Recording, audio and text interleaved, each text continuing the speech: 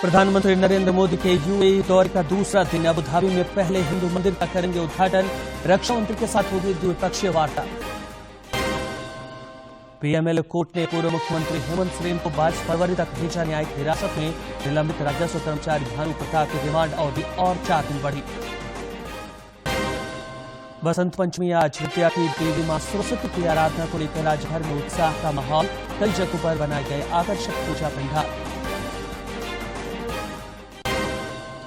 और पश्चिमी विक्षोभ के असर से आज भी राज्य के कई हिस्सों में बारिश के आसार।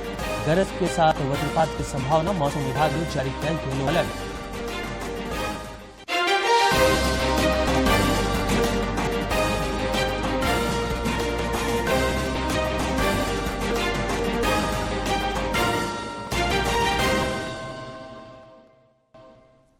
नमस्कार, प्रादेशिक समाचार में स्वागत है आपका। मैं हूं मोहम्मद रियाज आलम और अब समाचार विस्तार से। प्रधानमंत्री नरेंद्र मोदी संयुक्त अरब अमीरात के दौरे पर हैं। इससे पहले कल प्रधानमंत्री ने संयुक्त अरब अमीरात में रह रहे भारत वंशियों से मुलाकात की। आज वे यहां भारत मार्ट का शुभारंभ करेंगे और कई अन्य कार्यक्रमों में शामिल होंगे। बैठक में दोनों ही देशों के बीच पहले से मजबूत साझेदारी को और ज्यादा मजबूत करने पर ध्यान केंद्रित किया जाएगा। बैठक के बाद पीएम मोदी भारत मार्ट का शुभारंभ करेंगे। इस नए बाजार का उद्देश्य भारतीय उत्पादों को विश्व स्तर पर प्रदर्शित करना और दोनों देशों के बीच व्यापार संबंधों को और ज्यादा मजबूती देना है। दोपहर में प्रधानमंत्री नरेंद्र मोदी दुबई में वर्ल्ड गवर्नमेंट समिट में विश्व नेताओं की सभा को संबोधित करेंगे। वो अबू धाबी में 55 निवासी अक्षर पुरुषोत्तम स्वामीनारायण संस्था BAPS मंदिर का भी उद्घाटन करेंगे।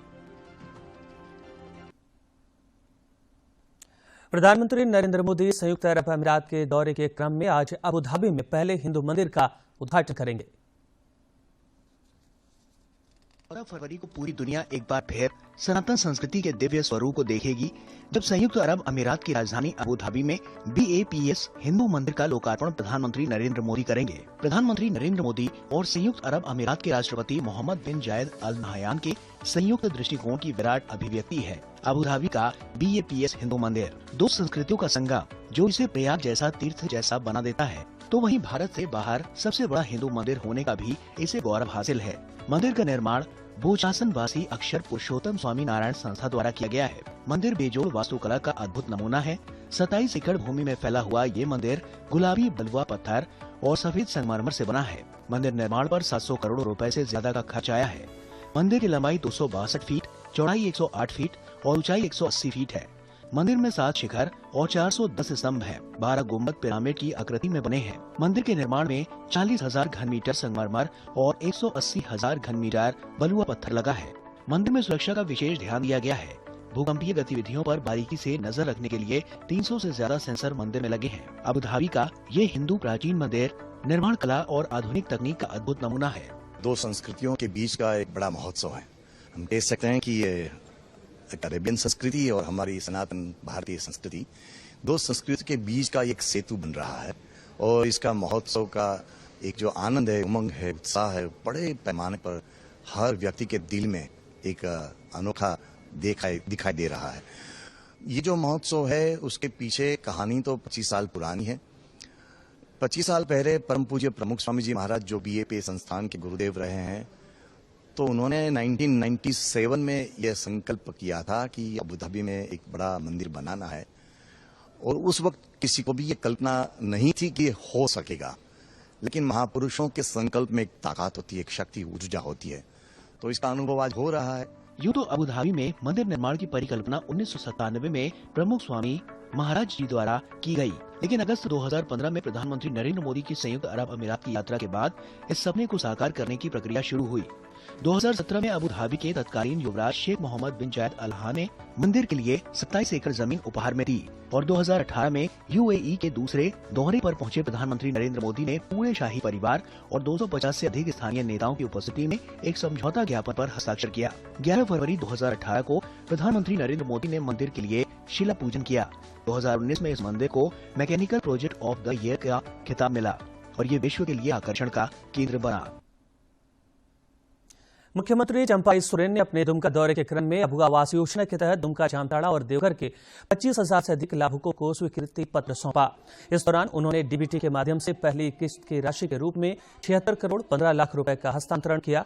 इस मौके पर मुख्यमंत्री ने संकल्प व्यक्त किया कि वर्ष 2027 तक 20 लाख लोगों को सरकार अपने दम पर 3 कमरे का मकान देगी। मुख्यमंत्री ने कहा कि आर्थिक, सामाजिक, शैक्षणिक और स्वास्थ्य सेवाओं में सुधार हुआ है।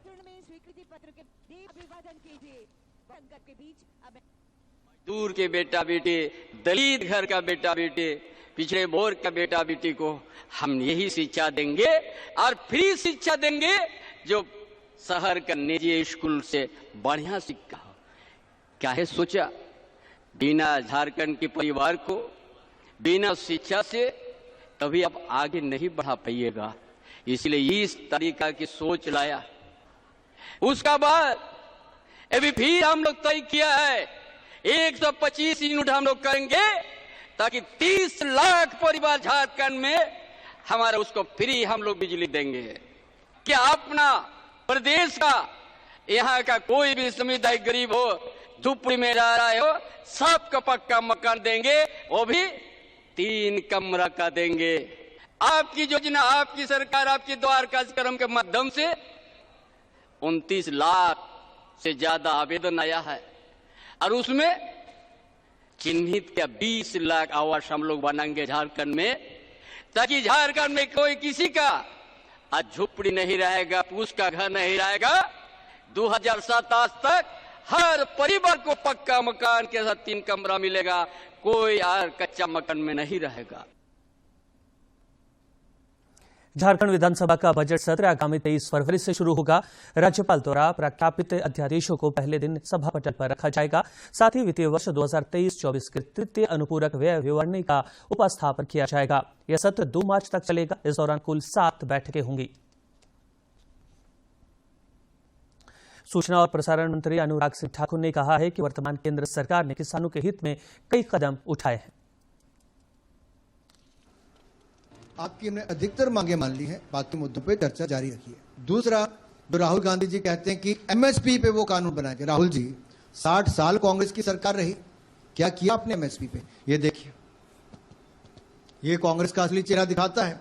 यूपीए के 10 साल में कुल मिला के 5,50,000 करोड़ रुपया कांग्रेस ने खर्च किया, यानी कि किसानों को सिर्फ 5,50,000 करोड़ रुपया मिला 10 साल में। यूपीए के 3 गुना से ज्यादा पैसा मोदी सरकार ने किसानों को दिया, खरीद भी रुकने से ज्यादा और दाम भी।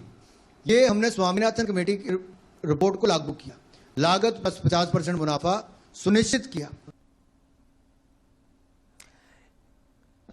एक आंकड़े के जरिए समझते हैं कि पिछले 10 वर्षों में केंद्र सरकार ने एमएसपी को लेकर, किसानों को लेकर कई अन्य पहलुओं पर काम किया है। फसलों के उत्पादन में करीब 35% तक की वृद्धि दर्ज हुई है और लगभग इतनी ही ज्यादा खरीद भी हुई है। उत्पादकता बढ़ी है और कई योजनाओं के क्रियान्वयन से किसानों की आय में तेजी से वृद्धि भी हुई है। भारतीय कृषि अनुसंधान परिषद की हाल ही में प्रकाशित एक पुस्तक में देश के सफल किसानों में से 75,000 की सफलता की कहानियों का संकलन किया गया है। इनमें ऐसे किसानों की गाथा है जिन्होंने अपनी मेहनत एवं केंद्रीय योजनाओं के जरिए अपनी आमदनी को पिछले 5-6 वर्षों में दोगुने से अधिक बढ़ाने में सफलता पाई है। वर्ष 2013-14 में केंद्र सरकार ने किसानों की स्थिति पर सर्वे कराया था, तब प्रत्येक किसान परिवार की औसत मासिक आय 6,426 रुपए थी। इसके आधार पर केंद्र ने कृषि मंत्रालय का बजट बढ़ाया, किसानों को नवीनतम तकनीक दी, जिसका असर हुआ कि 2018 और 19 में किसानों की आमदनी बढ़कर 10,218 रुपए हो गई। कृषि क्षेत्र को प्राथमिकता का अंदाजा इसी बात से लगाया जा सकता है कि 2013-14 के 27,662 करोड़ रुपए के बजट को करीब 5 गुने बढ़ाकर 2024-25 के अंतरिम बजट में 1.27 लाख करोड़ रुपए कर दिया गया था। समिति की रिपोर्ट पर केंद्र सरकार ने गंभीरता से अमल करते हुए किसानों की आय को दोगुना करने का लक्ष्य तय किया था और इस पर तेजी के साथ काम हुआ। परिणाम भी सामने आया। आंकड़ों के अनुसार 2014-15 में एमएसपी पर कुल खरीद 761.40 लाख टन थी, जिसके लिए 1.06 लाख करोड़ रुपए खर्च किए गए। 2022-23 में खरीद बढ़कर 1,062.69 लाख टन हुई, जिस पर 2.28 लाख करोड़ रुपए का भुगतान हुआ। राजधानी रांची स्थित राज्य निर्वाचन पदाधिकारी के कार्यालय में झारखंड वोटर अवेयरनेस कॉन्टेस्ट संबंधी कार्यशाला का आयोजन हुआ। सभा चुनाव के मद्देनजर मतदाताओं की सहभागिता बढ़ाने के लिए विभिन्न स्तरों पर प्रयास हो रहे हैं। रांची में इस सिलसिले में झारखंड वोटर अवेयरनेस कॉन्टेस्ट संबंधी कार्यशाला का आयोजन हुआ, जिसमें विभिन्न कोटि के स्थानीय कलाकारों ने हिस्सा लिया। इस दौरान उन्हें बताया गया कि वे reel, short film, music video और पोस्टर प्रतियोगिता में भाग ले सकते हैं। इसमें कुल 10 लाख रुपए की इनामी राशि का प्रावधान है। 31 मार्च तक इसमें भाग लिया जा सकता है। झारखंड वोटर अवेयरनेस कॉन्टेस्ट का आयोजन किया गया है, जिसमें 31 मार्च तक आप लोग ना तो रील के द्वारा या शॉर्ट फिल्म, म्यूजिक वीडियो अथवा पोस्टर के द्वारा अपनी भागीदारी सुनिश्चित कर सकते हैं। इसमें जो भी सबसे बेहतर कंटेंट होगा सभी कैटेगरीज में उसे पुरस्कृत किया जाएगा। इधर मुख्य निर्वाचन पदाधिकारी के रवि कुमार ने स्वीप कार्यक्रम की समीक्षा के दौरान जिले के स्वीप नोडल अधिकारियों को दूसरे जिले के अच्छे कार्यों का अनुसरण करने की अपील की। रिव्यू करके उसके एक स्टेप आगे जाके यहाँ से जाने के समय में थोड़ा सा नॉलेज के साथ में जाए। उसमें दूसरा डिस्ट्रिक्ट में बात करने के समय में उनसे कुछ अच्छा चीज है उसका जरूर नोट करके आप लोग ले जाए। लोकतांत्रिक व्यवस्था में मताधिकार हर नागरिक का हक है, जिसका उपयोग देश हित में करना हर किसी का दायित्व है। रांची से ब्यूरो की रिपोर्ट। पीएमएलए कोर्ट ने पूर्व मुख्यमंत्री हेमंत सोरेन की न्यायिक हिरासत की अवधि 22 फरवरी तक के लिए बढ़ा दी है। पहले उन्हें 13 फरवरी तक हिरासत में भेजा गया था। गौरतलब है कि श्री सोरेन को कथित रूप से जमीन घोटाला मामले में ईडी ने पिछले दिनों गिरफ्तार किया था। इधर रांची के बड़गाई अंचल के राजस्व उप निरीक्षक भानु प्रताप की रिमांड अवधि और 4 दिन बढ़ा दी गई है। रिमांड पूरी होने के बाद कल उन्हें ईडी की विशेष अदालत में पेश किया गया। ईडी ने हालांकि 5 दिनों की रिमांड मांगी थी, लेकिन उसे 4 दिनों की ही रिमांड मिली। झारखंड समेत देश भर में विधि विधान से मां सरस्वती की पूजा अर्चना की जा रही है। आज कई शैक्षणिक संस्थानों में विशेष आयोजन किए जा रहे हैं। साथ ही पवित्र घाटों पर सुबह से ही स्नान ध्यान का क्रम जारी है। विशेषकर विद्यार्थी मां सरस्वती से विद्या, ज्ञान और कला का आशीर्वाद मांग रहे हैं। जमशेदपुर में बड़े ही हर्षोल्लास पूर्वक सरस्वती पूजा का आयोजन हो रहा है और विद्यार्थी विद्या की देवी मां सरस्वती की आराधना में लीन हैं। जमशेदपुर के बिरसा नगर में मां सरस्वती सिरकुड़ा में भी भव्य तरीके से सरस्वती पूजा का आयोजन हो रहा है। यहां की प्रतिमा कोलकाता से मंगाई जाती है, जो इस बार 19 फीट की है।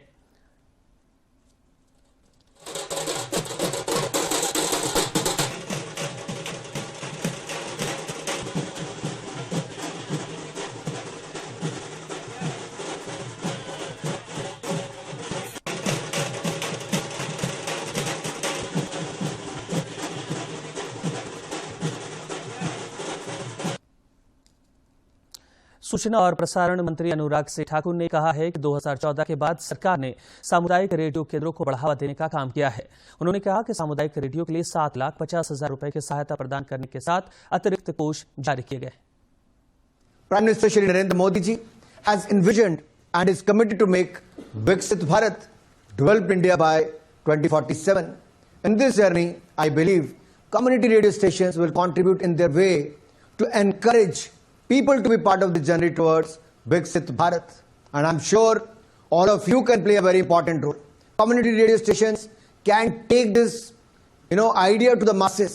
As I mentioned earlier, today the country has 481 odd community radio stations, and this number is set to increase further as government has streamlined the license process. And I'm sure in next 3 years it's going to cross the 1,000 mark. और अब देखते हैं फटाफट अंदाज में जिलों की खबरें।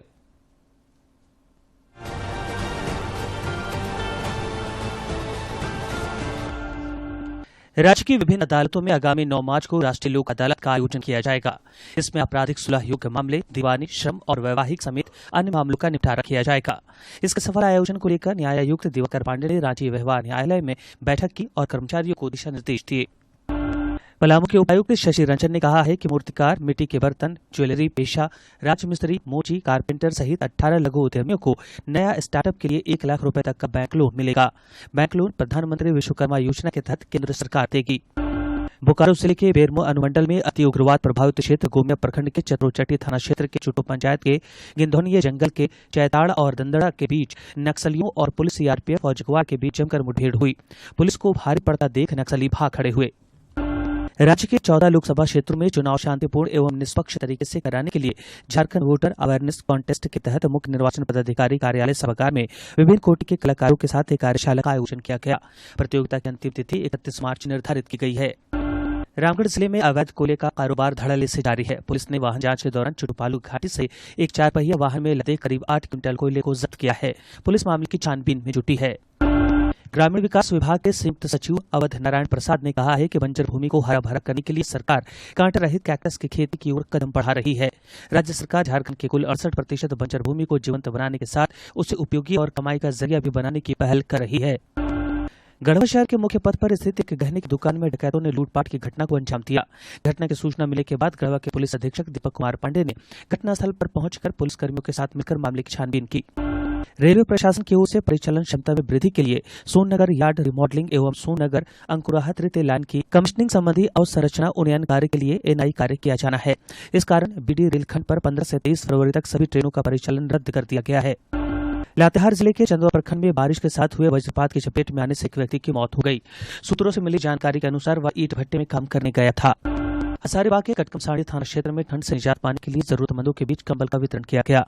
मौके पर जनप्रतिनिधियों ने कहा कि ठंड के प्रकोप से गरीब असहाय लोग काफी प्रभावित हैं। ऐसी स्थिति में लोगों को एहतियात बरतने की जरूरत है।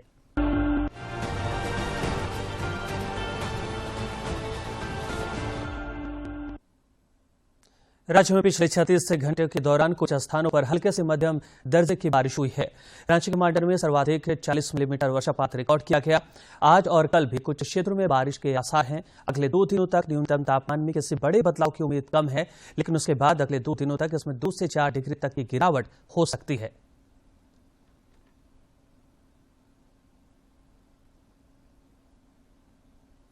और अब कारोबार जगत की खबरों पर डालते हैं एक नजर। केंद्रीय सड़क परिवहन और राजमार्ग मंत्री नितिन गडकरी ने उत्तराखंड के चंपावत और हरिद्वार जिलों में 6,900 करोड़ रुपए से अधिक की 38 सड़क परियोजनाओं का उद्घाटन और शिलान्यास किया। साथ साथ उन्होंने राज्य के लिए कई घोषणाएं की। चालू वित्त वर्ष के तीसरी तिमाही में जी एंटरटेनमेंट एंटरप्राइजेस का मुनाफा 58.5 करोड़ रुपए दर्ज किया गया है। पिछले साल की समान अवधि में कंपनी ने 24.32 करोड़ रुपए का नेट मुनाफा दर्ज किया था। जी एंटरटेनमेंट एंटरप्राइजेस द्वारा जारी रिपोर्ट में कहा गया है कि वित्त वर्ष की तीसरी तिमाही में सालाना आधार पर कंपनी की नेट मुनाफा में गिरावट दर्ज की गई। तीसरी तिमाही में यह आंकड़ा घटकर 1,931.25 करोड़ रुपए हो गया। बंद पड़ी विमानन कंपनी गो फर्स्ट के लिए राहत बड़ी खबर है। नेशनल कंपनी लॉ ट्राइब्यूनल ने बंद पड़ी इस कंपनी के समाधान की प्रक्रिया को पूरा करने के लिए समय सीमा 60 दिनों के लिए बढ़ा दी है। कृषि और प्रसंस्करण खाद्य उत्पाद निर्यात विकास प्राधिकरण ने पंजाब के किसान को 14.3 टन मोटा अनाज और उससे निर्मित उत्पादों को ऑस्ट्रेलिया में निर्यात करने की सुविधा दी। भारत का कोयला आयात दिसंबर 2023 में सालाना आधार पर 27.2% बढ़कर 2.3 करोड़ टन हो गया है। हाल ही में एक आधिकारिक बयान में इस बात की जानकारी दी गई है।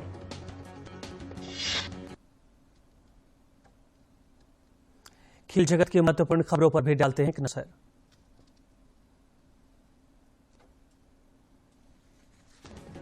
भारत और इंग्लैंड के बीच 5 मैचों की टेस्ट सीरीज का तीसरा मुकाबला कल से राजकोट के मैदान पर। फिलहाल सीरीज 1-1 से है बराबर।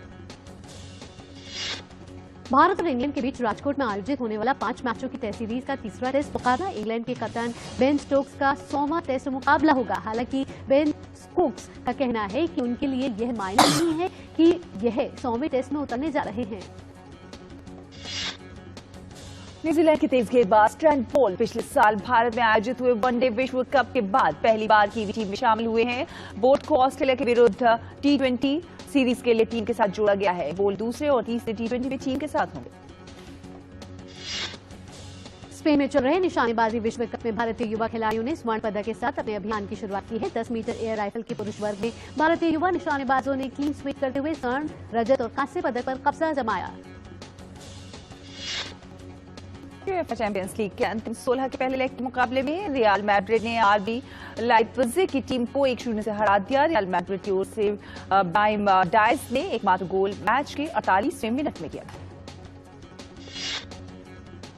यूएफए चैंपियनशिप लीग के अंतिम 16 के पहले लेग के मुकाबले में मैनचेस्टर सिटी ने एफसी कोपेनहेगन की टीम को 3-1 से हरा दिया। मैन सिटी की ओर से केविन डी ब्रून, बर्नार्डो सिल्वा और फोडेन ने गोल किए। वहीं कोपेनहेगन की ओर से एकमात्र गोल मैटसन ने किया।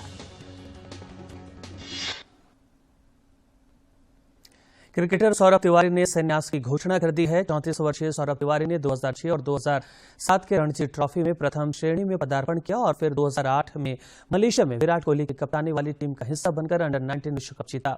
संन्यास के ऐलान के बाद उन्होंने कहा कि युवा खिलाड़ियों को मौका मिलना चाहिए।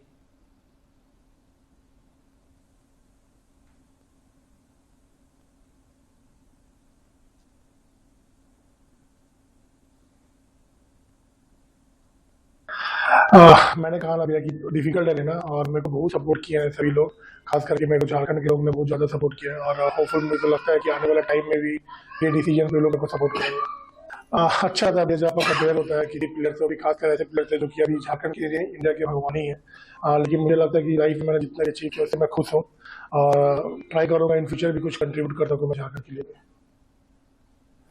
आंखें कुदरत की सबसे बड़ी नेमत है। सेहत में आज जानते हैं कैसे रखें मोतियाबिंद से अपनी आंखों का ख्याल। सफेद मोतिया या मोतियाबिंद नेत्र रोग है जो आमतौर पर बढ़ती उम्र के लोगों को अधिक प्रभावित करता है।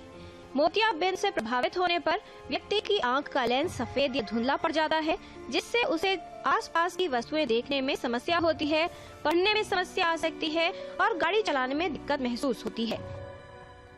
आंख के अंदर एक पारदर्शी लेंस होता है, जैसे हमें अभी कॉर्निया है, कॉर्निया के बाद में लेंस है, फिर विट्रियस होती है, फिर रेटिना जिसको पर्दा कहते हैं, और ऑप्टिक नर्व बनती है। तो जो लेंस है उससे जो रोशनी रेटिना पे फोकस होती है और हमें जो है स्पष्ट दिखाई देता है। उम्र के साथ में चोट लगने की वजह से, डायबिटीज की वजह से इस लेंस में जो है धीरे धीरे ओपेसिटी आने लगती है, और जिसको मोतियाबिंद कहा जाता है। अब मोतियाबिंद इसलिए कहा जाता है कि पहले ऑपरेशन जब मोतिया के लेंस के होते थे तो पूरा सफेद पकने के बाद होता था, और पूरा मैच्योर लेंस जो है कैटरेक्ट होने पे सफेद मोतिया की तरह दिखता था, इसलिए इसका नाम मोतियाबिंद है। कई ऐसे कारक हैं जो मोतियाबिंद के खतरे को बढ़ाते हैं। अधिकतर मामलों में मोतियाबिंद धीरे धीरे बढ़ता है और शुरुआती अवस्था में नजर पर कोई प्रभाव नहीं डालता, लेकिन जैसे जैसे मोतियाबिंद की अवस्था बढ़ती है उससे व्यक्ति की नजर पर प्रभाव पड़ने लगता है। अब इसका इलाज जो है वो पहले से पूरा लेंस निकाल के हो जाता था और ऊपर से 12 नंबर का चश्मा लगता था, फिर उसके अंदर इंट्राऑकुलर लेंस इम्प्लांट की पद्धति शामिल हुई, और इसके साथ में अल्ट्रासोनिक फैकोएमल्सिफिकेशन आया। आधुनिकतम जो लेंस पद्धति है जिससे सर्जरी होती है उसमें मल्टीफोकल फोल्डेबल आईओएस डल जाते हैं, तो जो आदमी की मोतियाबिंद होने के पहले की रोशनी थी उससे भी ज्यादा अच्छी रोशनी उसको मिल सकती है। उसको -10 का नंबर था, +5 का नंबर था, वो सारे 0 हो जाते हैं और पूरे समय तक वो बिना चश्मे के काम कर सकता है। अल्ट्रासोनिक फैकोएमल्सिफिकेशन के आगे हम लेजर से भी ये इसका मोतियाबिंद या कैटरेक्ट को निकाल रहे हैं। तो कैटरेक्ट सर्जरी आज की डेट में एक बहुत ही ज्यादा ऊंचे आयाम को छू रही है, काफी अच्छी होती है और जल्दी रिकवरी होती है, और पहले से भी अच्छा विजन जो है हम उसको पेशेंट को इसमें प्रदान कर सकते हैं। मोटे तौर पे हम कह सकते हैं कि आंख में पानी जो है वो कम से कम 15 दिन नहीं जाना चाहिए। सिर पे जो नहाना है, अगर आपको साबुन लगाना, शैम्पू लगाना है, 1 हफ्ता ना करें। घर में 1 हफ्ते तक काला चश्मा लगाइए, बाहर 1 से 2 हफ्ते लगाइए। खाने पीने का कोई परहेज नहीं, टीवी मोबाइल का कोई वो रेस्ट्रिक्शन नहीं है। आप ड्राइविंग 4 दिन बाद कर सकते हैं, आप किचन में जा सकते हैं। तो जो आधुनिकतम पद्धति से जो सर्जरीज हो रही हैं उसमें बचाव के रखाव टाइम कम हो गया है। आवश्यक। और अंत में मुख्य समाचार।